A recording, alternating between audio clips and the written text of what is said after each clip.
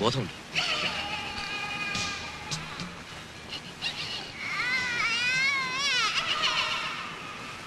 ഷോക്കിന്റെ റിയാക്ഷനാ, സാരമില്ല. കുറച്ച് റെസ്റ്റ് എടുക്കട്ടെ. She'll be all right. ലീലാമേ, ഒരു ചെറിയ ഡോസ് ട്രാങ്ക്വൈസർ കൊടുത്തേക്ക്. കിട്ടും വിളിച്ചു. മോളെ മോളെ കുട്ടി റെസ്പോണ്ട് ചെയ്യുന്നുണ്ട്. പക്ഷെ നമ്മൾ എപ്പോഴും മെയിൻറ്റെയിൻ ചെയ്യണം. That is very important. ഞങ്ങളോട് ഹുക്കിട്ടൊന്ന് ശ്രമിച്ചു നോക്കി, പക്ഷെ ശരിയായില്ല. കുട്ടി വീണ്ടും താഴോട്ട് പോയി. ആ രീതിയൊക്കെ വളരെ റിസ്ക്കാണ്. ഫയർഫോഴ്സുകാരെ വിവരം അറിയിച്ചിട്ടുണ്ട്, പക്ഷെ അവരിങ്ങ് എത്തണ്ടേ. സാർ, വേറെ എന്തെങ്കിലും ഒരു മാർഗം? ഏത് മെത്തേഡ് ഉപയോഗിച്ചാലും റെസ്ക്യൂ ചെയ്ത് പുറത്തെടുക്കാൻ കുറച്ച് സമയമെടുക്കും. അതുവരെ ഇത്രയും ഡെപ്തില് ഈറൻ വായു ശ്വസിച്ചാൽ അപകടമാണ്. ഇവൻ അതർവൈസ് ശ്വാസം കിട്ടാനും ബുദ്ധിമുട്ടാവും. കൊച്ചുകുട്ടിയല്ലേ. ജോസഫേ, ഓക്സിജൻ എടുക്ക.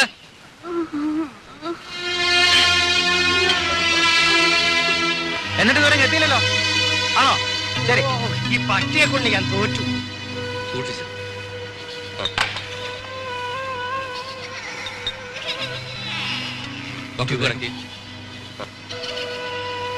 അതന്നെ മോളുടെ മുഖത്ത് പഠിപ്പിക്കണം. വാൽവ് തുറന്നുവിടെ.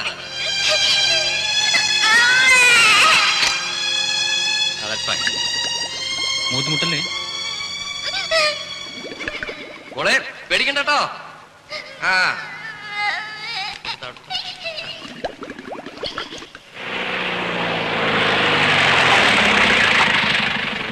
കുഞ്ഞ് എങ്ങനെയുണ്ട്? മാറാട്ടെ, മാറാ.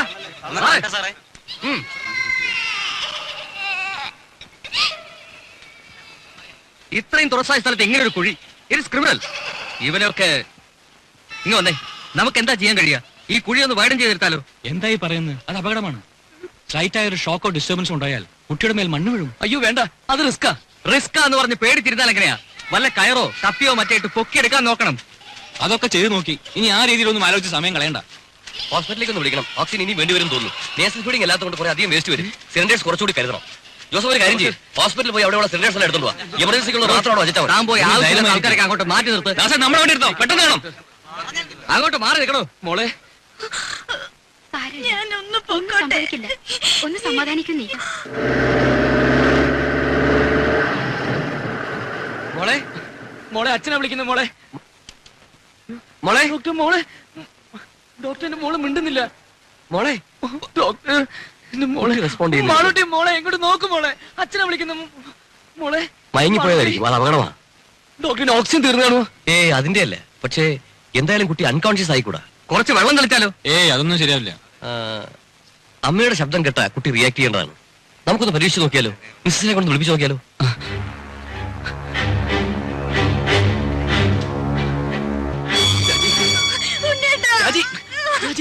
രാജി, നീ ഒന്ന് സമാധാനിക്ക്. ഈ സമയത്ത് നീ ഇങ്ങനെ ആയാലോ? രാജി, നമ്മുടെ മോള് വിളിച്ചിട്ട് മിണ്ടുന്നില്ല. പോയതാ രാജി. രാജി, ഞാൻ പറയുന്നൊന്ന് കേക്ക്. ഈ സമയത്ത് നീ ഇങ്ങനെ കരയല്ല വേണ്ടത്. എങ്ങനെയെങ്കിലും നമ്മുടെ മോളെ വിളിച്ചുണർത്തണം. പറ്റുമെങ്കിൽ അവളെ കൊണ്ട് 2 വാക്ക് സംസാരിപ്പിക്കണം. നീ വിചാരിച്ചാലേ അത് പറ്റണം.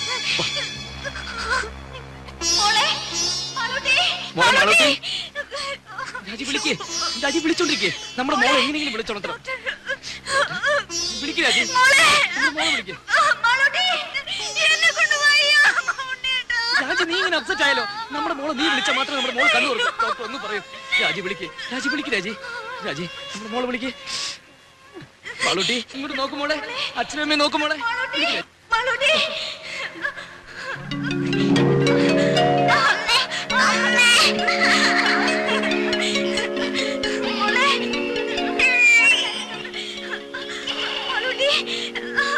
അമ്മ ഇവിടെ ഉണ്ട് മോളെ. അമ്മ ഇവിടെ ഉണ്ട്.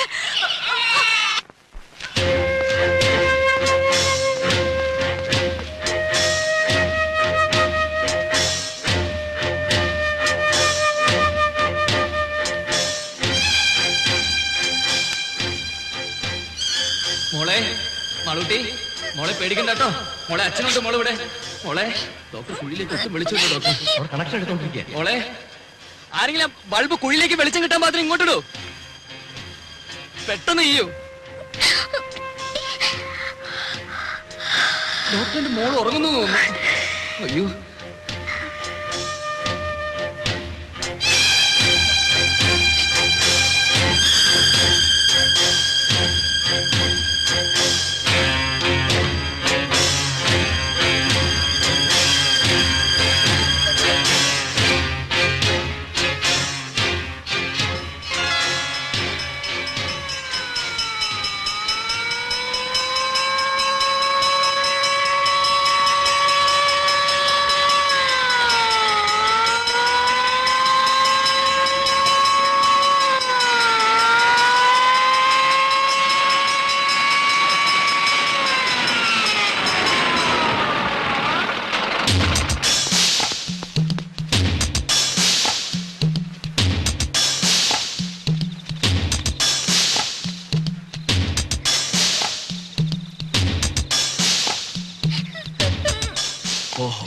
ഇത്രയും നേരമായ കുഴിയാണല്ലേ?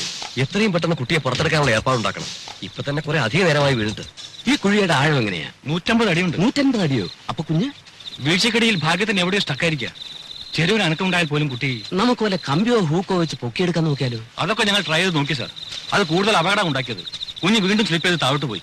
ഓഹോ, അങ്ങനെയാണെങ്കിൽ കുഞ്ഞ് ഇനിയും താഴോട്ട് സ്ലിപ്പ് ആകാതെ നോക്കണം. എന്ന് വെച്ചാൽ ആദ്യം കുഞ്ഞിരിക്കുന്നതിന് താഴെ ബ്ലോക്ക് ചെയ്യണം. സാർ, നമ്മുടെ ആ ചെറിയ ലാഡർ ഉപയോഗിച്ച് എങ്ങനെയെങ്കിലും. അതെങ്ങനെ ഇത്ര ചെറിയ കുഴിക്കകത്ത്? മാത്രമല്ല കുഞ്ഞ് അതിന്റെ അകത്ത് സ്റ്റക്ക് ആയിരിക്കല്ലേ? ഈ കുഴിയെ യാതൊരു കാരണവശാലും ഡിസ്റ്റർബ് ചെയ്യാൻ പാടില്ല. അതല്ലാതെ മറ്റെന്തെങ്കിലും മാർഗം? സാർ, നമുക്ക് ഈ കുഴിയിൽ നിന്ന് അല്പം വിട്ടുമാറി സൈഡിൽ നിന്ന് മറ്റെങ്ങനെയെങ്കിലും. സൈഡിൽ എന്ത് ചെയ്യാൻ? അല്ല, ആ പറഞ്ഞതിലൊരു ചെറിയ കാര്യമുണ്ട്. കറക്റ്റ്. ഈ കുഴിയെ ഡിസ്റ്റർബ് ചെയ്യാതെ മറ്റൊരു കുഴിയെടുത്ത് അതിൽ നിന്നും ഓപ്പറേറ്റ് ചെയ്യാം. അവിടെ ഒന്നും അടിവശം ബ്ലോക്ക് ചെയ്യാമല്ലോ. അപ്പൊ 10-18 അടി ആഴത്തിൽ വലിയൊരു കുഴി വേണ്ടേ? വേണം. 2-3 പേർക്ക് നിന്ന് പെരുമാറാനുള്ള വലിപ്പവും വേണം. എന്നാ പിന്നെ ഒട്ടും വൈകിക്കണ്ട സാർ, നമുക്ക്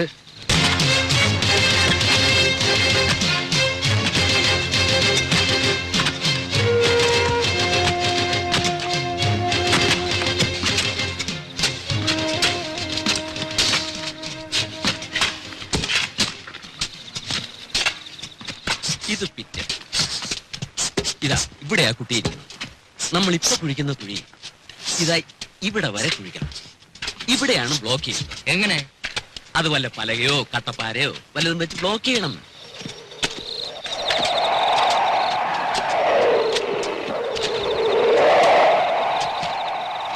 കുഞ്ഞിരിക്കുന്ന കുഴിക്കും നമ്മൾ എടുക്കുന്ന കുഴിക്കും തമ്മിൽ 6 അടി അകലമില്ലേ? ഉണ്ട്. അപ്പൊ പിന്നെ എങ്ങനെ ബ്ലോക്ക് ചെയ്യുന്നേ? ഇപ്പൊ നമ്മൾ കുഴിക്കുന്ന കുഴിയുടെ അടിവശം കുറെ കൂടി ചരിച്ചു വെട്ടി മറ്റേ കുഴിയിലേക്ക് ഒരു പാസേജ് ഉണ്ടാക്കണം. You mean like A tunnel? അതെ, ഒരു ചെറിയ തുരങ്കം. ആ തുരങ്കത്തിലൂടെയാണല്ലോ നമ്മൾ കുഴി ബ്ലോക്ക് ചെയ്യാൻ ഉദ്ദേശിക്കുന്നത്. അതെ. അങ്ങനെയാണെങ്കിൽ അതേ തുരങ്കം അല്പം കൂടി വലുതാക്കിയാൽ അതിലൂടെ കുഞ്ഞിനെ നമുക്ക് പുറത്തെടുക്കാമല്ലോ. ഗ്രേറ്റ്.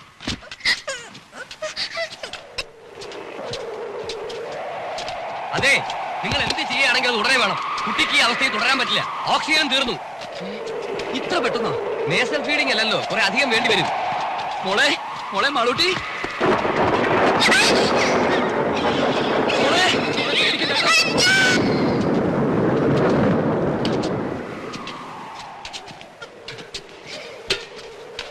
മഴക്കോളുണ്ട്, പെയ്തേക്കും. അയ്യോ, കുഴിയിൽ വെള്ളം വീഴുമല്ലോ.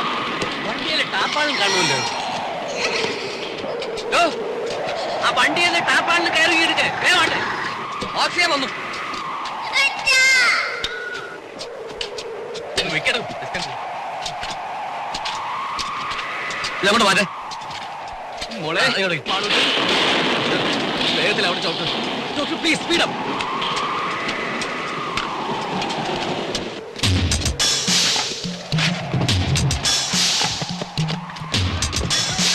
വേഗം കൊണ്ടുപാടോ. മഴ വേണ്ടില്ലേ?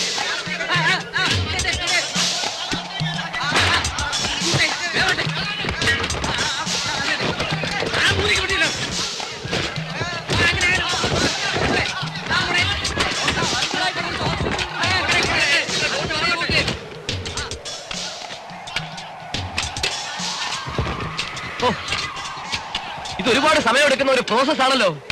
18 അടി താഴ്ചയും 8-10 അടി വീതിയും വേണ്ടേ? എങ്ങനെയായാലും രാത്രി മുഴുവൻ എടുക്കും. അത്രയും നേരം കുട്ടിക്ക് കുഴിക്കാത്ത കഴിയാൻ പറ്റില്ല. He can simply stand it. Doctor, നമ്മൾ പിന്നെ വേറെ എന്ത് ചെയ്യണം? എന്തെങ്കിലും മെഷീനറി ഉപയോഗിക്കണം. മെഷീനറി എന്ന് പറഞ്ഞാൽ എർത്ത് മൂവിങ്ങുള്ള എക്യുപ്മെന്റ്സ് എന്തെങ്കിലും, റെഗോ, എക്സ്കവേറ്ററോ, സംതിങ് ലൈക്ക് ദാറ്റ്. രണ്ടും പ്രാക്ടിക്കൽ അല്ല. ഈ പരിസരത്തെങ്ങും ഇത് രണ്ടും കിട്ടാനുമില്ല.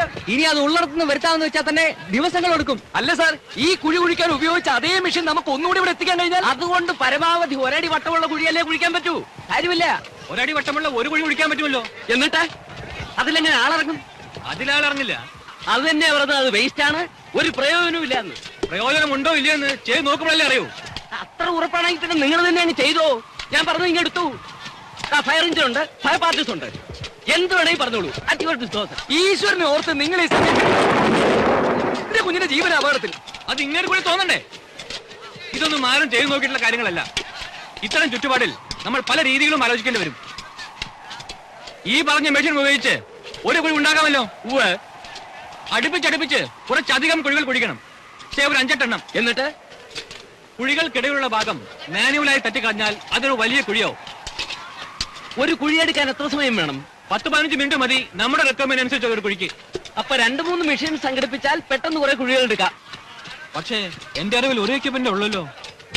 എന്തായാലും ദാസേ, നമ്മുടെ കുര്യാക്കോസിന്റെ കൺസ്ട്രക്ഷൻ കമ്പനിയിൽ ചെന്ന് കാര്യം പോലെ സാധനം കൊടുത്തോണ്ട് വാ. ശരി സാർ. ഒരെണ്ണം കൂടി കിട്ടുമെന്ന് നോക്ക്. വേഗം വേണം.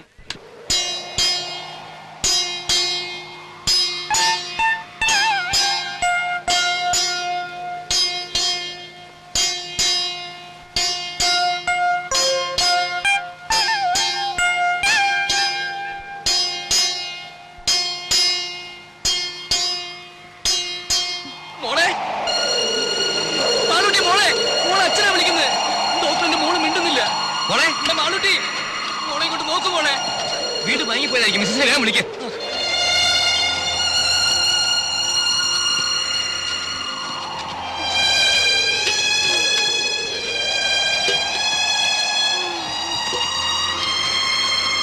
രാജി, രാജി, രാജി, നമ്മുടെ മോളെ വിളിക്ക് രാജി. രാജി, രാജി, മാളൂട്ടിയെ വിളിക്ക് രാജി.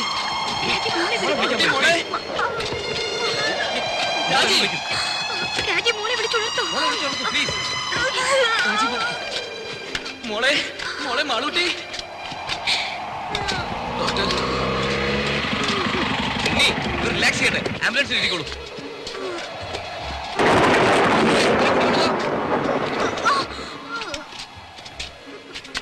സാർ മെഷീൻ രണ്ടെണ്ണം ഉണ്ട്, പക്ഷെ അവർ അയക്കാൻ ഒക്കില്ലെന്ന് പറഞ്ഞു. അതെന്താ? മുതലാളി പറയാതെ അയക്കാൻ പറ്റില്ലെന്ന്. അയാൾ അവിടെ സ്ഥലത്തില്ല സാർ. കൊണ്ടുവരാമെന്ന് ഞാൻ നോക്കട്ടെ. വന്നേ.